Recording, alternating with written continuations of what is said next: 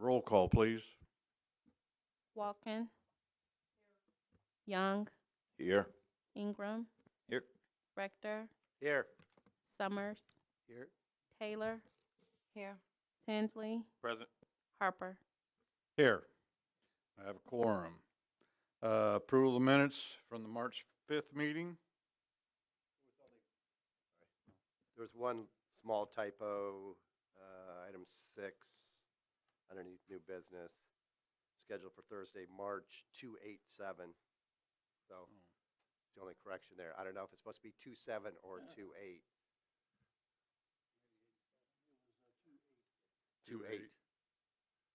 Thank you, Mr. Chair. All right, anybody want to make a motion with that small correction? Pending the small correction, motion to approve the minutes, please. Mr. Second. Ingram, second by Young. Mr. Young. Any discussion, questions? All in favor say aye. Opposed, same sign. Motion passes. Did we approve the agenda? Okay, I need a motion to approve the agenda. Mr. Summers, Mr. Tinsley. Discussion? All in favor say aye. Opposed, motion passes. I see no public participation. Oh, Darlene. Oh, okay.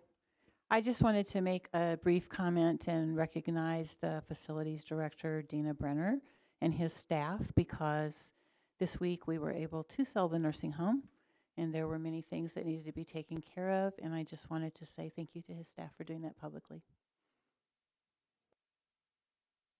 Yes, thank you, Dana. Last Wednesday, Steve and I were here, and we knew how busy you were, so yes, thank you. Any other public participation?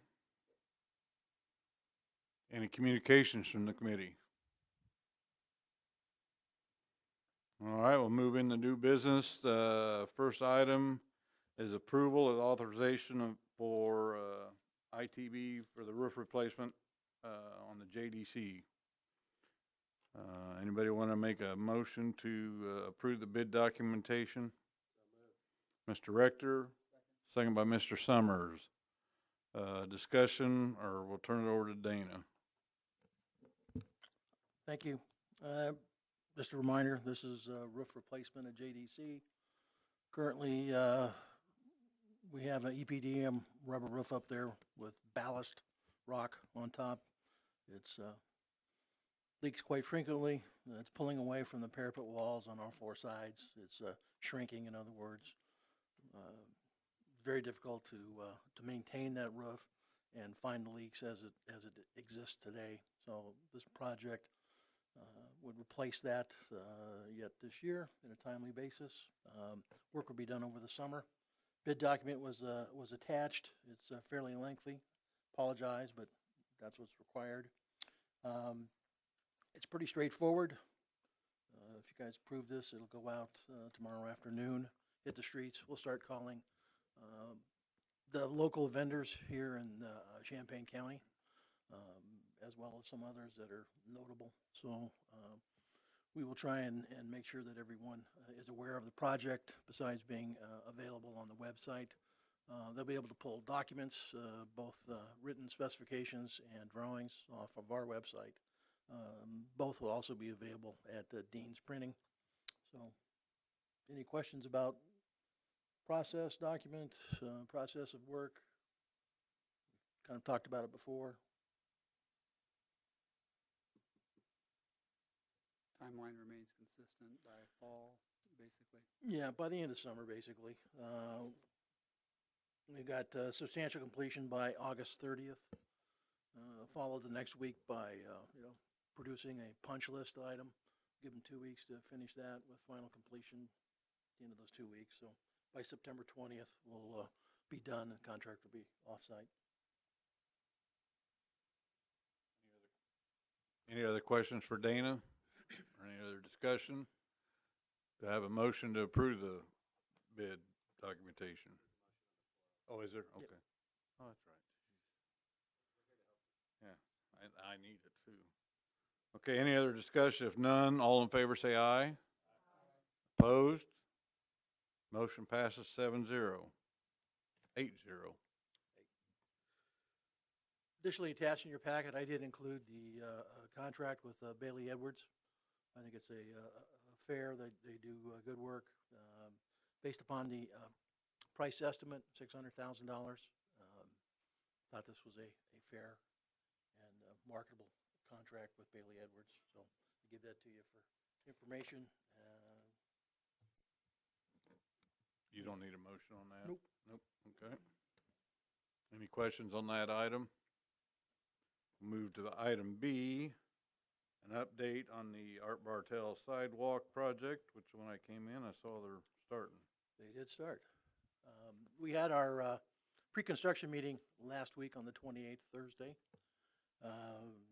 We're informed that they were going to kick off, mobilize both resources and some equipment on Monday, and then really get started on Tuesday. So MSA Engineering's been out for about a week and been laying out the locations, heights, et cetera, elevations for the sidewalk work. And Scanlon began on Tuesday and well underway. Reminder, they'll be done by, I believe it's the end of June. But that sidewalk goes the entire length. It does cross over our Bartel by the nursing home, but we'll go all the way from Maine to Learman, and it'll be a really nice addition. We did find 2 small areas that we'll have to address the asphalt on, but I'll work with Bailey Edwards, MSA Engineering, and I'll get Jeff Blue from County Highway involved. But the entrance to JDC, we've got a pretty substantial crack. It's pulling apart right where the sidewalk dumps out onto the asphalt entrance to JDC, and the same thing with animal control. Basically, they're over a ditch. So I suspect that the underlayment was not as sound as it should have been. So we'll get that fixed. But we'll either add that in that project, or it'll be its own separate project. We've got a number of areas on Art Bartel that need to have a little TLC, some cutting work and repatching with asphalt. So we'll take a look at that. But projects underway. Reminder, this is also, mandated by the city of Urbana for us to be able to subdivide, if you will, the county's property for sale at the nursing home. So mandatory project. Any other questions or discussion on that item? Not, we'll move to item C. Update on the courthouse column base, which Mr. Tinsley just said he was counting the other day. Yep. How many corners? Okay, all right. Go ahead, Dana. Yeah, as I said, there's 122 corners that we've got to work with. So in your packet was a proposed schedule, which basically starting out now, March and April. We hope to advertise a bid next month. So next meeting will be put in your packet, will be the bid document for approval to advertise on Thursday, the 21st, I think. Excuse me, the 8th. Our meeting's May 7th, so we'll kick it loose hopefully on the 8th if there aren't too many changes that need to take place. But this work addresses the 3 floors of columns, and they're decorative columns with a base. And there's some corners that stick out in the walkway that we've had 3 people so far trip and do some serious damage to their face as they hit the terrazzo tile floor. So IGW Architecture here in town, in Urbana, who is the architect of record for the courthouse, is involved. Their contract is attached. It's pretty low numbers. This is not a big project. We're anticipating something in the magnitude of about $35,000 or $40,000. A lot of that will depend upon the length of time that it takes, because we have to do this project off hours, not during court hours. Let's put it that way. Basically 9 o'clock to 4:30. So judges will shut us down should we operate during those hours because of the noise and the interruption to their court hearings. So, any Any questions on that? questions? Move on to item D, update on the Brookins Pod 100 roof replacement. Yep.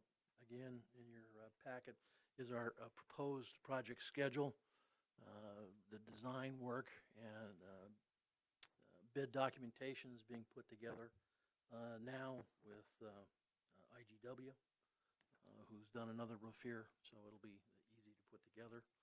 A lot of the same information will be used as the Pod 200 roof replacement that was done here recently. We're looking to complete this project by the end of August. Punch list a week later. Total done by September 20.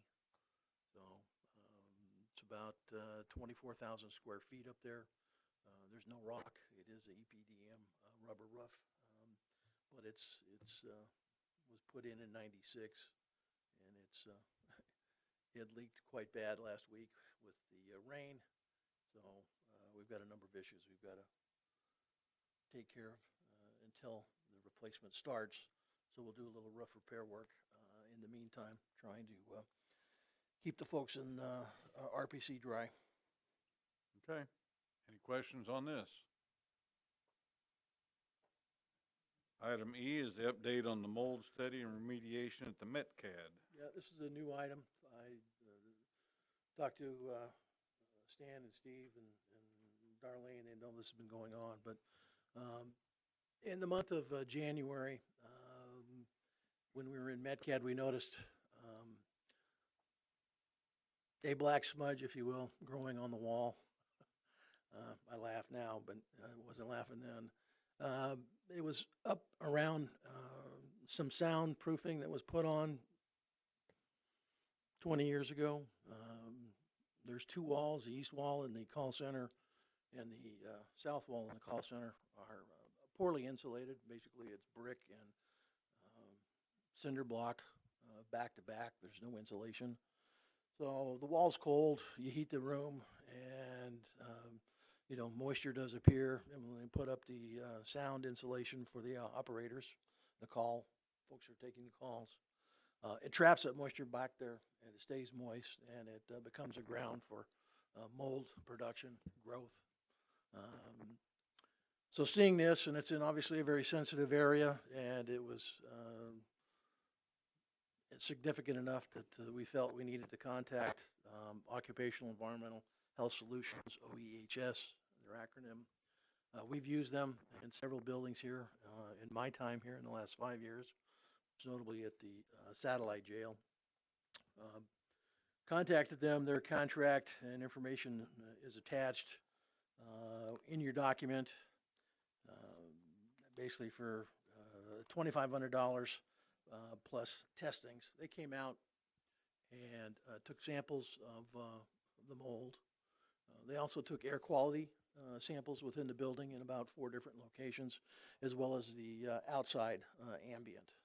That's important just to see what's outside versus what's inside, and seeing how your entire building works and functions and what's in there.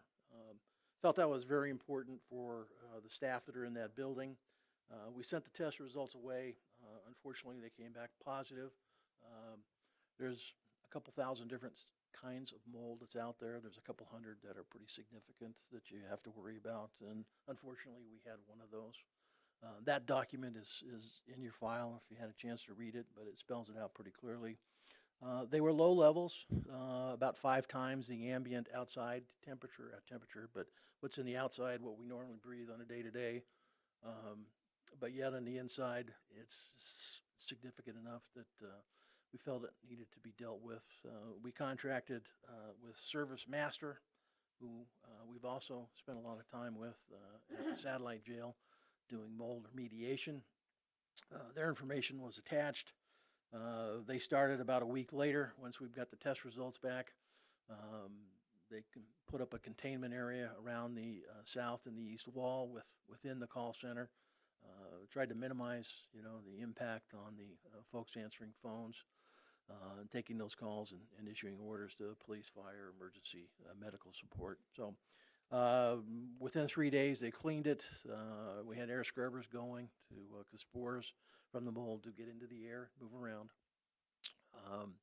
Had to have OEHS then come back and do a test follow-up. So both, again, wall samples, air samples, um, with the information that we got back from their labs after they try and grow those samples.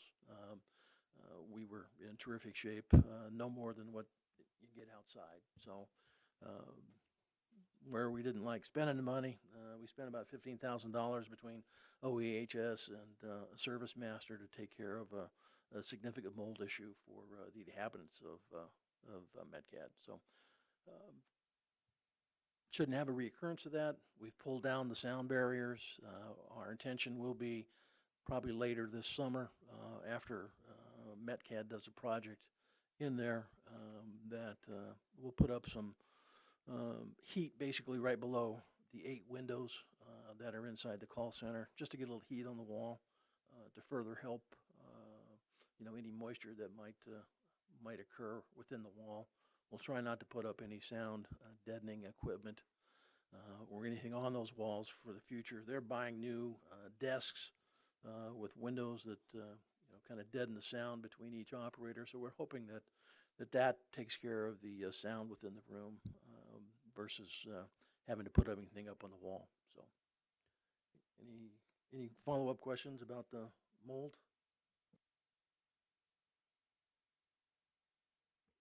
Okay. Last item there is item F, update on panel issue at the downtown jail. The panel is the door control panel that operates doors in and out of the downtown jail, exterior doors, inner doors, as well as, physically the pod jail doors, as well as the individual cell doors. There's a large panel that a control officer sits at in central control, and there's 2 smaller panels that are in the 2 pods of the downtown jail. We've been experiencing for the last 3.5 months problems that we could not diagnose. The problem is that all of a sudden a door would open, or a door would start jiggling back and forth, potentially opening. We tried a number of things to no avail. Could not diagnose the same problem and same occurrences that possibly cause a problem. We started taking very close notes. We could never duplicate it, and it would always happen in a different manner. So it was very difficult to diagnose. So because of the significant liability issue, knowing that there is a problem to both inmates as well as the correction officers, felt like we needed to bring the engineer, actually who originally put in the system, back from California to fly him in and take a look at the system. They quoted us on a price of about $10,000 to bring him back. That was an estimate, depending upon the flights he could get and whatever materials and parts that he could basically find or scrounge up. Most of the parts for that panel itself are not made any longer, so they've got a little bit of a supply that they've round up around the country. He did bring some of that with him. He flew in, he was here for about 4 hours. Couldn't find a problem. He did a few different things. He went to another job up in Chicago, and all of a sudden, 2 hours after he departs, it starts happening again. So we get on the phone and get him back down here. It was a little more consistent that time, so that following Thursday morning, he spent another 4 hours, and he was able to really identify the problem. Flew back to California and sent us a new cable.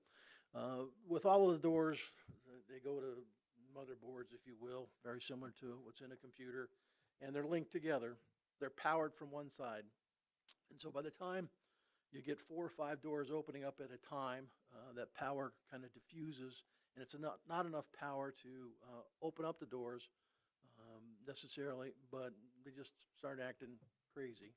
And so he gave us a pigtail that powered, so we power from one side, a pigtail so we could power from both sides. That evened out the electric current and everything's worked perfectly since. We hope we don't see another issue or problem with that. We ended up spending, I think, $8,300 with them. That included about $700 in parts, but very much appreciated the help versus having to buy and install a new system for that jail. Like to leave that alone if we can. We anticipate it's going to work fine for the next couple of years. Should we have a problem in the future, obviously we'll probably bring him back. But our guys who are pretty knowledgeable with it were just kind of at wit's end and needed somebody with a little bit more experience and expertise. So sheriff was pleased, correction staff was pleased, so I think everybody's happy and back to normal.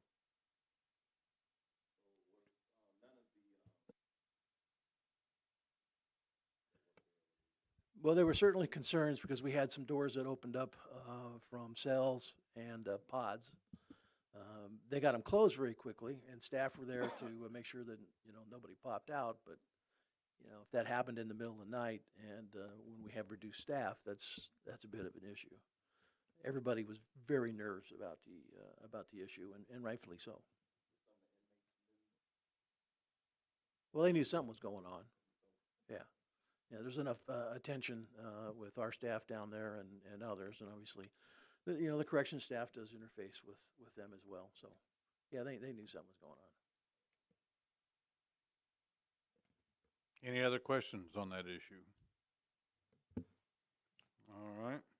Let me pop in another unexpected one that just absolutely came up today. We've had 2 meetings on it already.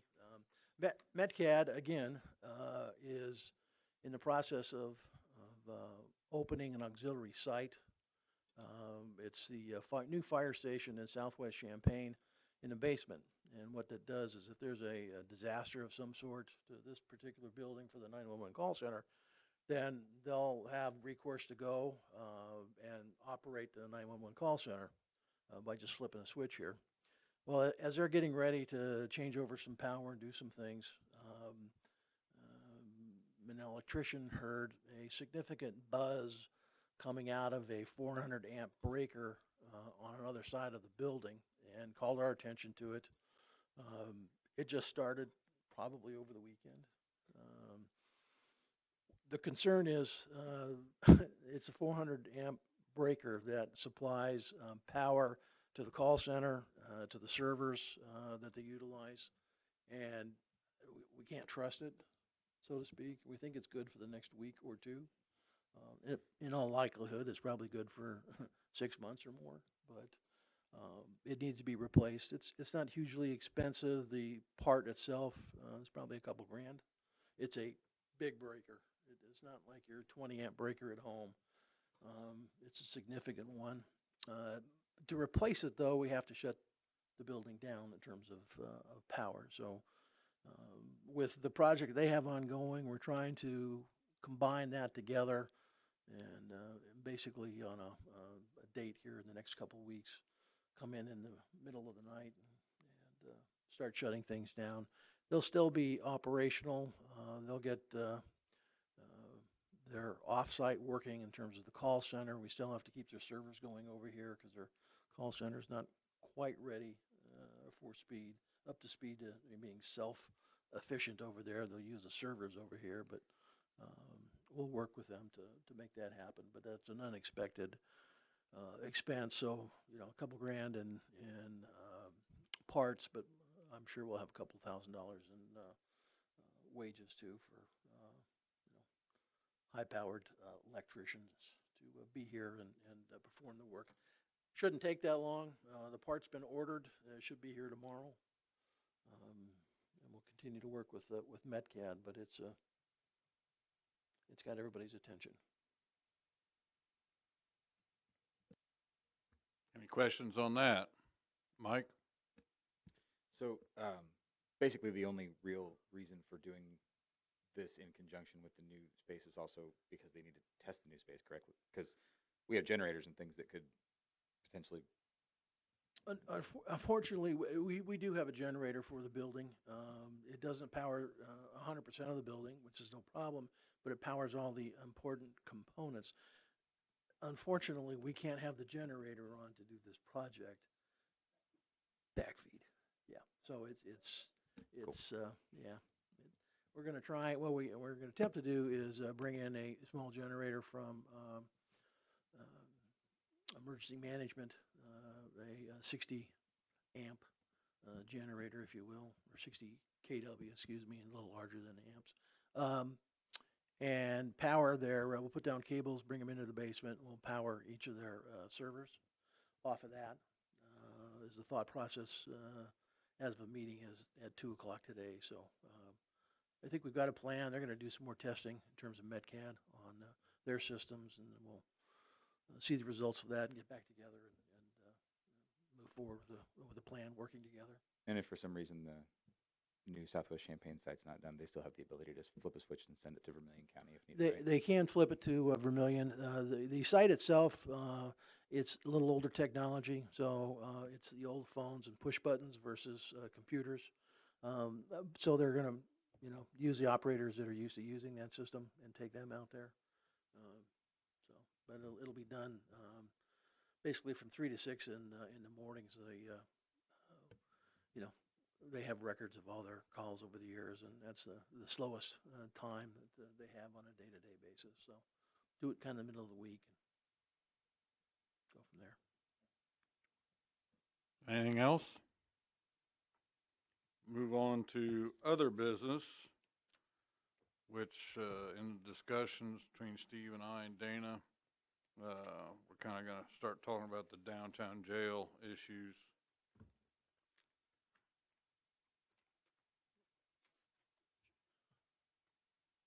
So I'll kind of turn this over right now to Dana and let him get started.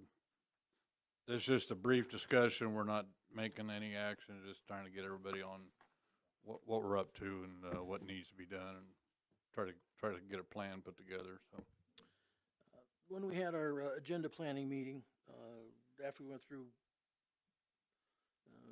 kind of my stuff that we needed, Steve and Stan thought it would be a good idea, as the nursing home is coming to end with the contract and the sale going through.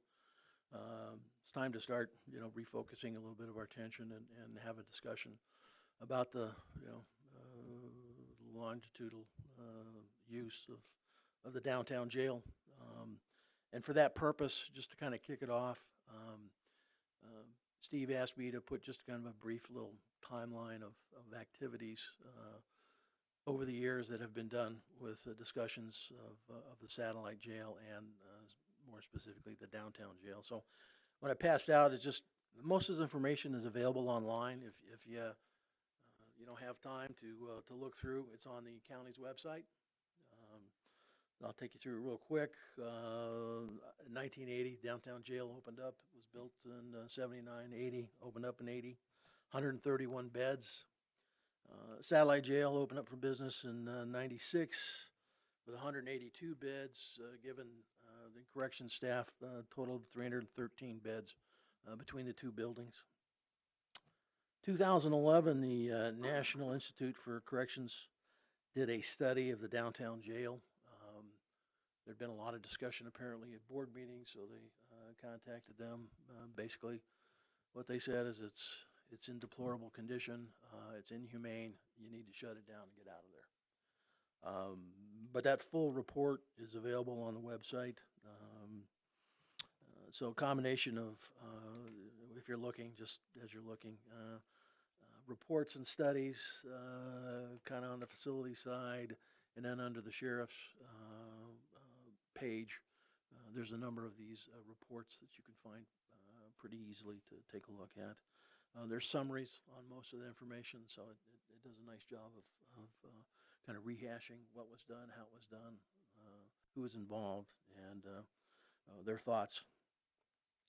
2013 Institute for Law, Policy, and Planning report came out. That's the ILPP that I'm sure you've heard about.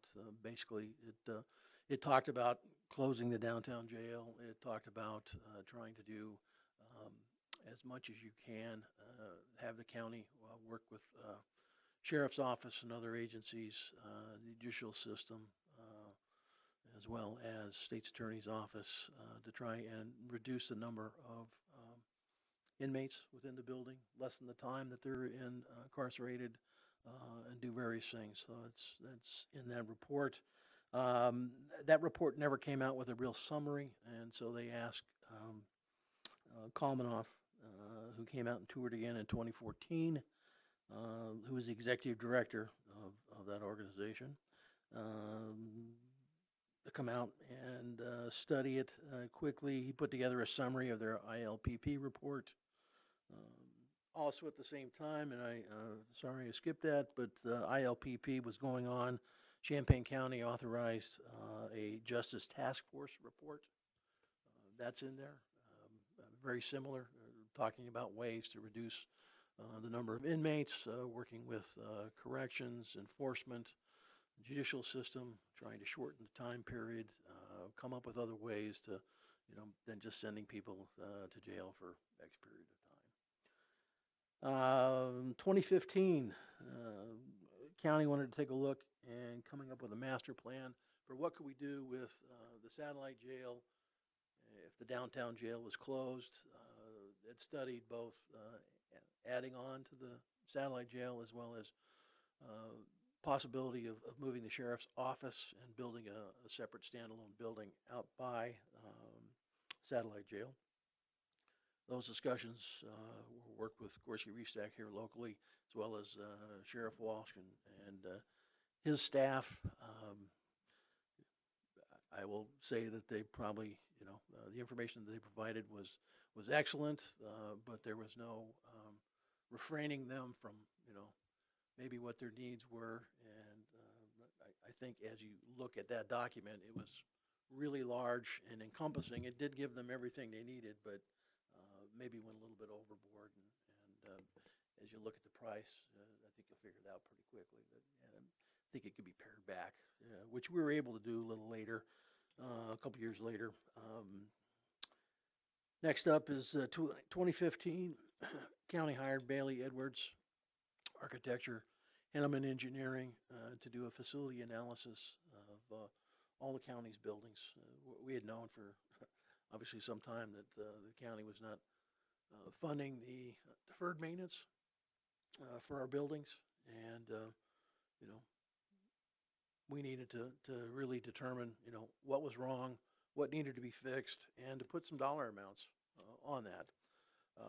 Besides looking at all our buildings, they obviously looked at the downtown jail, they looked at the satellite jail. That document and report is in there, and you can find a number of deferred maintenance that had been neglected for a lot of years on those two facilities as well. 2016, the administrator put together a facilities action plan. I think there were 3, and working, I think, with the board at the time, kind of finalized on draft C, which talked about a lot of things, closing the downtown jail, trying to enlarge satellite to accommodate mental unit, health unit, a better area for intake of inmates as they come in, and trying to determine through a series of questions, what their needs are and what their housing units must be like. They try to determine, as I think they did a nice job of explaining on the tour in booking, what those needs were. Do they need individual cell? Do they have issues? Are they gang affiliates? There's just a host of things that they need to do. A pretty good plan, talked about a lot of things, including Brookins, as well as other facilities, and trying to fund deferred maintenance. And then the last item on here is the, and I have a misspelling and I apologize, Racial Justice Task Force report. Really doesn't speak to closing the jail or the satellite, adding on, but certainly has a lot of dialogue and great thoughts about, again, reducing the time that inmates spend in the jails, coming up with other ways to try and reduce that time from arrest to sentencing, come up with other ways of incarcerating people. So, plus a host of other things. It's a great report to read through. That's kind of where we're at. I hope that gives you kind of a basic idea and I would hope that we have a discussion, if not next month, the following month, and you'll have time to go back and maybe do some reading, particularly of the summaries at least. So.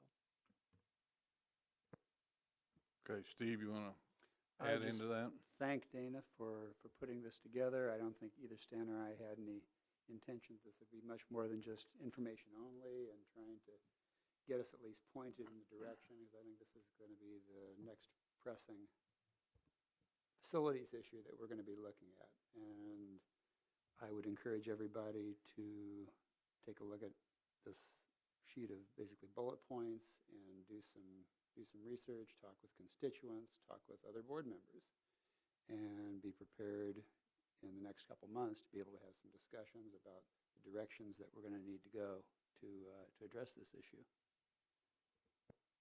Go ahead, Mike.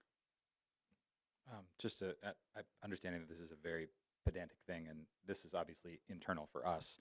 But if this particular kind of bullet point list was ever put out, publicly or anything like that, I would love for us to not reference, and I know this is a turn of phrase, but to not reference like jail as business, like open for business, like it's a money-making expense, and I know that that's kind of, it's semantics, I understand, but it's a, the right person reading that will feel a certain kind of way, and I just would kind of appreciate that. Thanks. Go ahead, John. Yeah, thank you, Dana and Steve and Stan. I think this is a real opportunity with you three guys and the rest of us in here for a nonpartisan solution to this. I think we're all cognizant that we got to fix it. So I really look forward to the leadership here and the rest of us. Let's lead the charge and get this taken care of. I think everybody in here has been to that jail, and it's embarrassing for all of us. So really look forward to a nonpartisan solution, and let's hold hands and get this thing done. Thank you. Go ahead, Steve. One other bit of other business. This does connect with the jail, but it's a much smaller issue. I had been forwarded an article from the News Gazette indicating our sheriff is going to be shutting down the jail lockers at the downtown jail, and I understand his rationale for doing that and think it is a good call, but that leaves a number of folks that have to go to the courthouse and cannot take their phone there in a difficult situation. If you got a car, you can lock it in a car. If you don't have a car, then you're pretty much out of luck. So again, just for discussion, I think we need to look at a solution for that, maybe earlier rather than later. Since we're looking at the possibility of the downtown jail being eliminated, that's where it's situated now anyway, so that's kind of a given. I would like us to explore the idea, and we've also talked about additional, I know we've talked about additional video support at the courthouse to keep an eye on things. So need to look at coming up with a solution for this problem, but making sure that we address the security issues that our sheriff has talked about, and we need to make sure that this is included in the video portion where we're seeing who's going in, who's putting what there. It's not something that we're going to be able to do immediately, but again, this is something I think we need to look at as a committee and try and come up with some ideas in how we can address this as soon as safely possible. Go ahead, Dana. To add a little more to your question, but Darlene and I had a meeting with Dustin on Tuesday. I don't know if he shared that with you, but he's got some thoughts shared with us that it's possible to. He was looking and researching some lockers. I think he heard back from a number of board members. While he's concerned about the integrity, the security of his facility, not only to the officers and the staff that work there, but also the fact that it's a jail and that those lockers currently are not really monitored. You know, so it is a significant safety concern. Hence, you know, his email and put a date on it of May 1st to take those out. So after discussion with Darlene and I, he's agreed to fund some lockers. We're going to take a look at placing them inside the little area by our pay station. Maybe 25, maybe 30. You know, we'll be price sensitive. We'll try and find the smallest ones we can. We're looking for something that'll hold a cell phone and not a whole lot more. However, I'm not optimistic. You know, I've done a little bit of research in all about 45 minutes to an hour on 2 different times, and I can't find anything that's of that size. But I'm looking at something that's, you know, about 11 by 11 by 11. I'm still hopeful that we can find something, but at worst, those would fit there. While we walked across the street, I know the old paper stands were there. Darlene brought up a good thought. You know, why can't we try and use those, or maybe put something in that place there? So we'll take a look at that. But there's a dozen paper stands, if you will. What's in there now? There's no coin mech, so News Gazette's not selling any papers there. No one is. There's a few home for sale magazines. Basically, that's it. So maybe it's possible. We'll try and figure out who owns those. Maybe we can pull them out. Maybe we can put something else there that would give us, you know, space to have a coin operated. And we say coin operated. We're hoping that, I think that you put a quarter in, you take out a key, it's locked, you put the key back, you get your quarter back. You know, this is not a money-making deal. It's truly, for those folks who are taking MTD or riding a bike or walking and just don't have a recourse, and for whatever reason, they've missed seeing that information that's out there that says no phones are allowed in the courthouse, so. Go ahead, Steve. Is that area currently covered with security cameras so that we would be able to monitor who's going there and placing objects in the? Currently, no. Okay. But will it be? Yes. Great. Yes, that includes the pay station. Second question though. I understand the difficulty in finding something that's exactly what we need. Would there be any possibility of retrofitting something to physically make the opening smaller? I mean, usually that's cost prohibitive, but if it could be done in-house, I mean, I would have to look and see what it looked like, but if you're able to weld something there to make it a smaller opening, I don't know, just a thought, because Yeah, I agree, we, smaller for security reasons would obviously be better. yeah, No more I mean, we've got- Slurpees or Sure. Groceries put in. yeah, I understand. While we've got welding capability, we don't necessarily have a press that we can bend metal with. It can be obtained. You know, we can either buy one or rent one. We can take a look at that.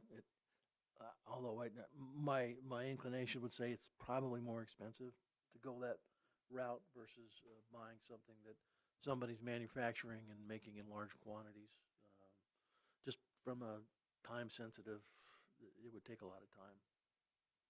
What's the postal service use? Don't they have you go in these developments, they have mailboxes and they all got keys. I mean, they're small, but what's postal service use? Well, they use keys. They also use combination locks. Combination locks probably not a good idea for No. this particular sort. We'll continue to look around and you know, try and find the best solution and then get something ordered. If we can find something and come up with a plan here in the next week to 2 weeks, I think that depending upon the length of time that it takes to get the lockers here, in whatever shape, size they are, if that happens after his deadline that he's established, he's willing to take a look at it and to bump that back so that, you know, he recognizes that it's a benefit to those folks who just don't have a vehicle to put something in. Darlene, you want to give any more? You were attending and Go ahead, Mike. I'm glad we're talking about this, as it became a pretty popular topic of conversation this week. I did talk to Dustin personally as well, and offered a couple of ideas if we didn't do lockers. There was another program that I'd seen in another place. It's called Yonder. It's a pouch basically that your phone goes in. It's locked that you don't have the ability to get it out, so you keep it on your person. You just don't. But that involves buying them and also staffing it. Somebody has to take care of it, so that's a trade-off. But yes, it's good that we are looking at it, because it's not just necessarily that there are people that didn't see the notice ahead of time or anything like that. I mean, we've turned phones into bus passes now. People use that to get on and off the bus now. People use it to Uber, things like that. I mean, I realize that if you have a court date or something, that you should be making whatever arrangements you have to be there. But for some people, these are intrinsic parts of their lives, or they need to be.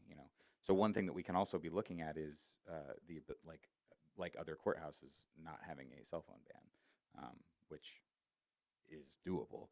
That's not a decision that any of us can make. That was a judicial call, but it could be part of the conversation, and it could be something that we could look at, because the cost there is zero.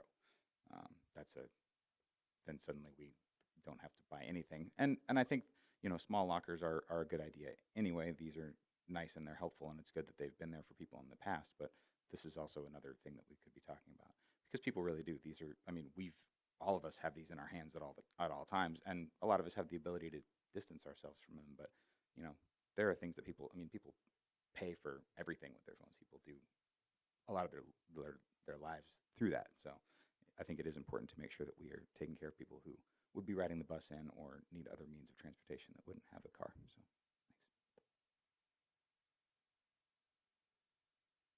thanks. Anything else? Well, move on to officer's report. Just want to thank everybody. We have several items we need to be thinking about here. Steve and I have talked several times, and like I said, the jail issue is coming up because we know we have problems. It's a huge liability, not just for the county, the sheriff. It's a safety issue for the staff and the inmates. Steve's brought up we need visitation areas straightened up. We need classroom facilities, and we have Parkland that works with us so people can get their GEDs. It's time to improve our facilities, and as John said, I hope we can all work together in open communications and keep this moving forward. Even if we get this thing done today, it's probably a 3-year project before we ever do anything. So please be talking with your constituents, your fellow board members, and let's be thinking about this. We'll have to figure funding issues and everything else out. But that's all I have to say about that. Next meeting will be May 7th. Items for consent agenda is A1. Nope. Doesn't have to go to.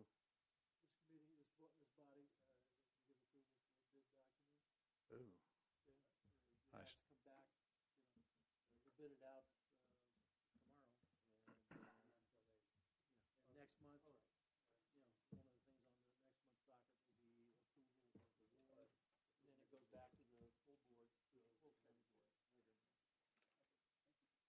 As my wife would say, I stand corrected. Anything else? If not, we will adjourn here about 7:18, it looks like.